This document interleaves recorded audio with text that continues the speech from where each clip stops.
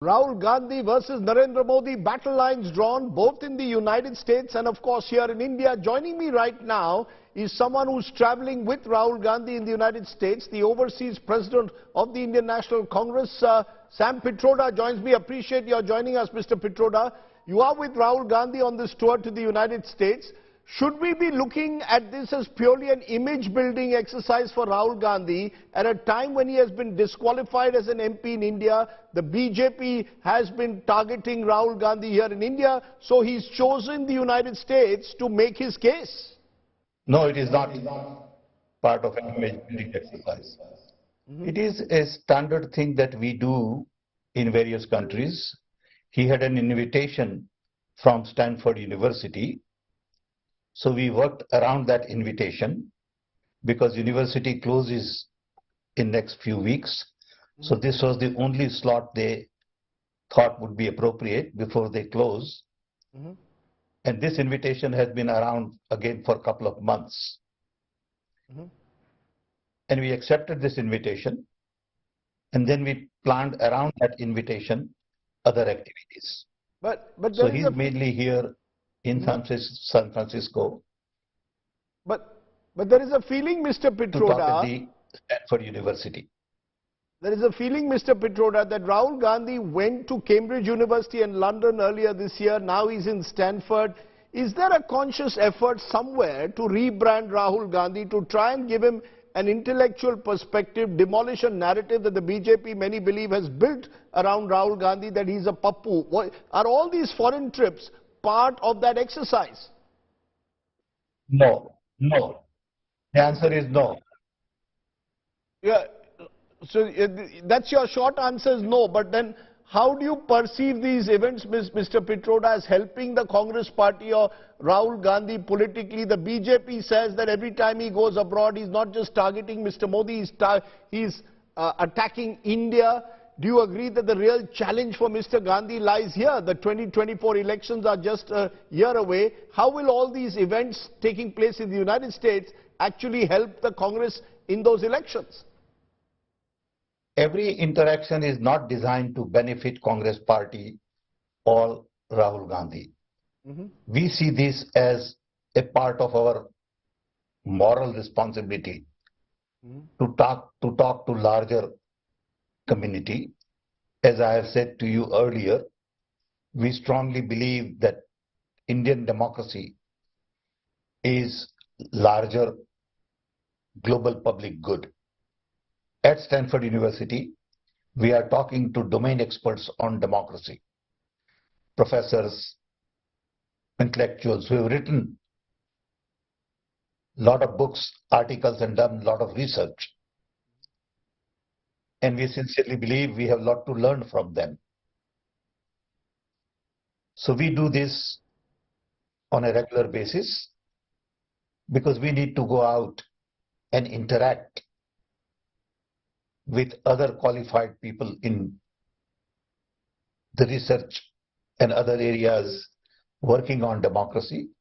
And since he got an invitation from Stanford, we thought it would be a good idea to accept it and work around this and set up few other visits. So we are in Silicon Valley for 2 days, today and tomorrow. Then we go to Washington, D.C. for 2 days. And then we are in New York for 2 days. But you see, Mr. Pitroda, there is a feeling that in all these meetings, whether on the West Coast or in the future on the East, where Rahul Gandhi, as you say, is speaking to intellectuals, students, professors, the narrative is common. The narrative is democracy is under threat in India. BJP and RSS are a threat to minorities. The Prime Minister is either incompetent or is, as he said today, thinks of himself as God, that the BJP and the RSS are spreading hate. It appears that Rahul Gandhi therefore has a standard idea of what he believes is wrong in India, and he's taking that to the world, be it in London or now here in San Francisco. Is there a standard template he's operating on, and do you believe that's useful? No, I think that is one piece of the conversation that you are picking up. Of course, that is a piece, but that's not the only conversation, because a lot of these conversations are not even public.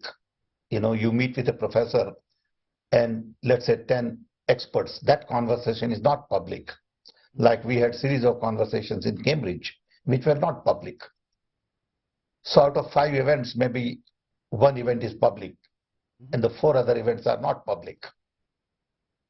So you pick things from public event, and you are right, from public event you get an impression that we are saying Indian democracy is under strain, and we believe that. I believe that too, not just Rahul, that institutions are captured, media is biased, that civil society is under strain, and as a result watchdog initiatives are undermined, and there is very little rational, logical, respectful, dignified conversation in public space. And that bothers many of us.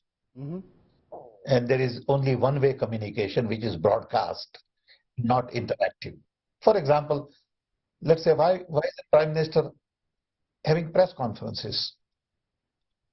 That's what democracy is all about. Democracy is not about broadcasting messages. Democracy is about listening to people. And to me, this is a great concern, that Prime Minister of a nation like India does not have press conferences. I'm giving you one example, but there are many, many examples. But Mr. Pitroda, while you question the Prime Minister, target the Prime Minister, and you have every right to express your view, the fact is Prime Minister Modi has also travelled around the world, been received by huge audiences overseas. In Australia, for example, he was termed as a rock star. He's also coming later next month to the United States. He's a very popular leader globally. So while you say that his communication skills are one way, there will be others who will say, Mr. Modi, whatever he's doing, is rather successful at it. No, don't confuse attracting huge audience with functioning of democracy. It is like somebody from opposition saying that we have elections, that's why we have democracy. It is one element of democracy. Democracy has many elements. Democracy is all about freedom, justice, dignity. It is about respect for other human beings. It is about equality. It is about inclusion. It is about diversity. So we look at many dimensions of democracy. Of course, Prime Minister gets a lot of respect, and we are proud of India's Prime Minister if he gets a lot of respect, because he's getting respect as the Prime Minister of a country of 1.4 billion. That's great, nothing wrong with it, but don't confuse that with democracy. But do you agree somewhere that Prime Minister Modi is, as a brand, and is a bigger brand, a far better communicator, is able to connect with much better with large audiences overseas than Rahul Gandhi? Do you agree with that, that this Modi versus Rahul binary which we draw only works in favor of Mr. Modi? No, I don't agree, because connecting with large audiences require interactive communication. And broadcasting is not connecting. Okay? I'm very clear. As a communications man who has spent 60 years on communication, broadcasting is not communication. Days of broadcasting are over. It is all interactive. Not only listen. Well, you are talking about listening. Need to interact.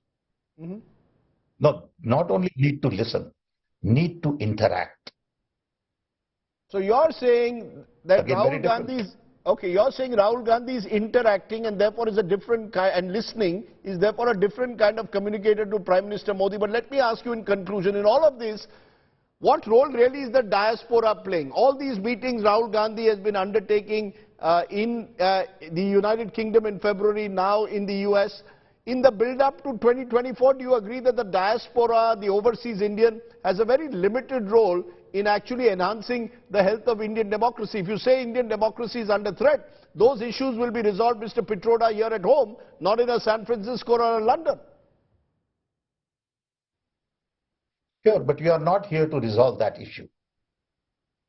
Okay? You are not here to resolve Indian issue. You are here to have a broader conversation as part of your responsibility to global community on having dialogue with democratic institutions, individuals, domain experts, academicians, research people, think tanks. I know that the think tank in Washington is not going to vote in India. That's okay. Everything is not about voting. Everything in life is not about winning election. That's not the way I personally see the challenge.